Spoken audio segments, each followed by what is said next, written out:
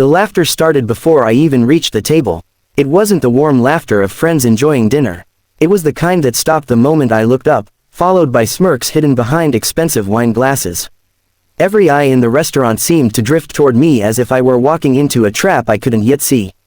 Then I noticed the empty chair waiting for me, and the beautiful pregnant woman standing beside it, gently resting a hand on her round belly while everyone watched to see what I would do next.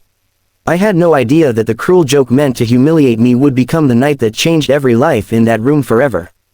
Before we continue, if you believe kindness is stronger than cruelty and that everyone deserves a second chance, please like this video, leave a comment, share it with someone who needs hope, and subscribe to Kindness Legacy.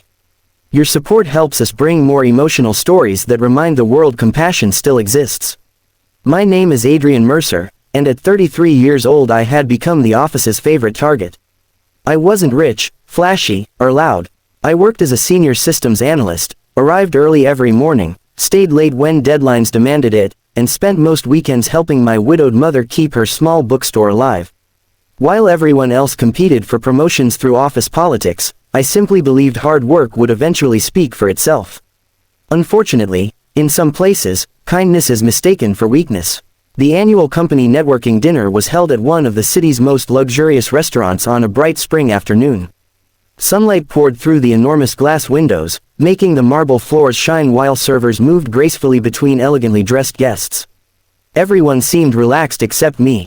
I had almost skipped the event, but my manager insisted attendance was important for career growth. When I arrived, several coworkers greeted me with unusually cheerful smiles. Looking back, I should have recognized that something wasn't right. People who usually ignored me suddenly wanted to shake my hand and point me toward a special table reserved just for me. They claimed they had arranged a surprise blind date because they were tired of seeing me single. Embarrassed but trying to be polite, I walked toward the table. Standing beside it was Marina Holloway, wearing a graceful blue dress beneath a cream-colored coat. Her pregnancy was impossible to miss, yet her gentle smile somehow carried more sadness than joy. She looked just as confused as I felt. The room became strangely quiet.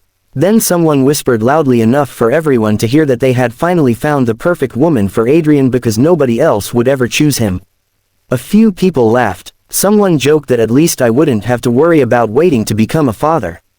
Another suggested I should thank them because they had saved me months of dating. The laughter spread across the room. I felt my face burn with humiliation. For a brief moment, I considered walking away.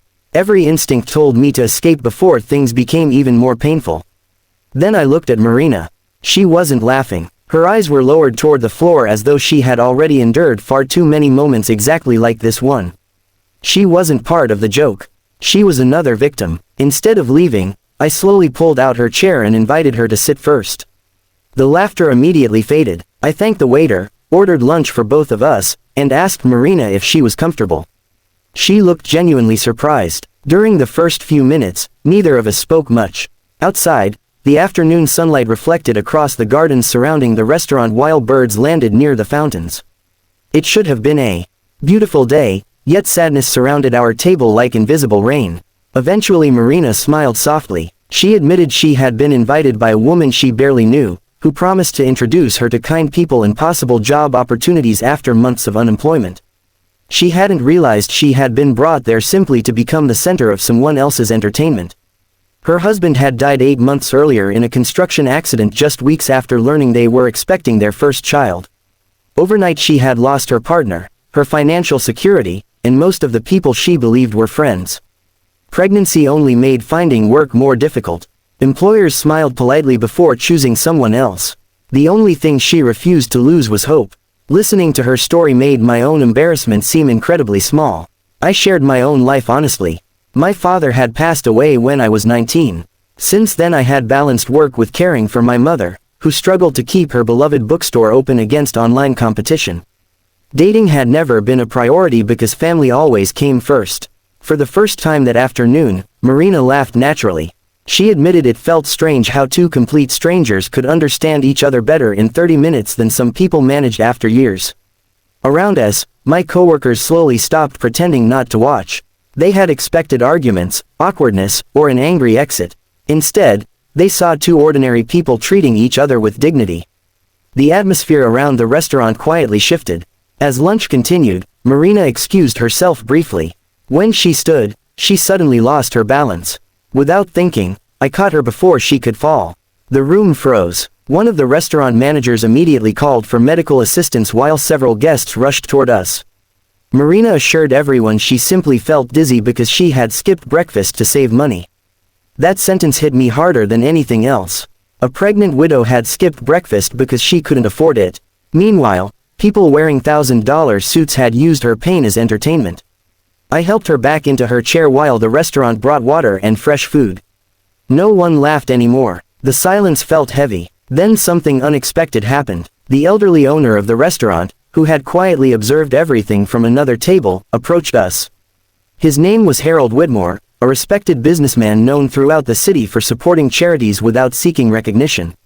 He looked directly at Marina before turning toward my coworkers. He calmly asked who had arranged the prank. No one answered. Finally, one employee admitted they thought it would be funny because Adrian was always too nice to defend himself. Harold's expression hardened. He explained that dignity was not entertainment and that humiliating vulnerable people revealed far more about the bullies than their victims. He apologized personally to Marina. Then he surprised everyone again. He offered Marina a well-paid administrative position beginning after her maternity leave, including full medical coverage. Tears immediately filled her eyes. She had spent months praying for a chance exactly like this. The restaurant erupted into genuine applause. But the biggest surprise hadn't happened yet. Harold turned toward me. He explained he had spent nearly an hour watching my behavior before introducing himself. He had witnessed dozens of successful businessmen inside the restaurant that afternoon, yet only one man had chosen compassion over pride when publicly embarrassed. He asked where I worked. When I answered, he nodded thoughtfully. Apparently his investment company had recently purchased a major share in my employer's corporation. Several executives at my company suddenly looked nervous. Harold requested a private conversation with our CEO, who had also attended the dinner. 15 minutes later, rumors spread across the restaurant. The employees responsible for organizing the cruel prank had been suspended pending investigation for workplace harassment.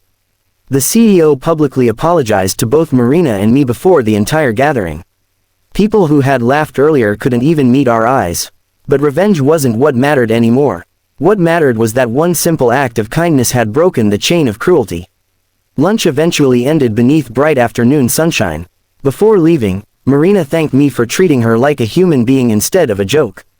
I smiled and reminded her she never needed to thank someone for basic respect. Over the following months, something remarkable happened. Marina began working for Harold's company after welcoming a healthy baby girl named Hope. She became one of the most respected members of the administrative team because everyone admired her determination. Meanwhile, Harold unexpectedly invited me to join his organization as Director of Technology, explaining that technical skills could be taught, but character was priceless. The promotion transformed my life. For the first time, I could finally help my mother renovate her struggling bookstore instead of worrying every month about unpaid bills. Business slowly improved. Children once again filled the little shop during weekend reading events.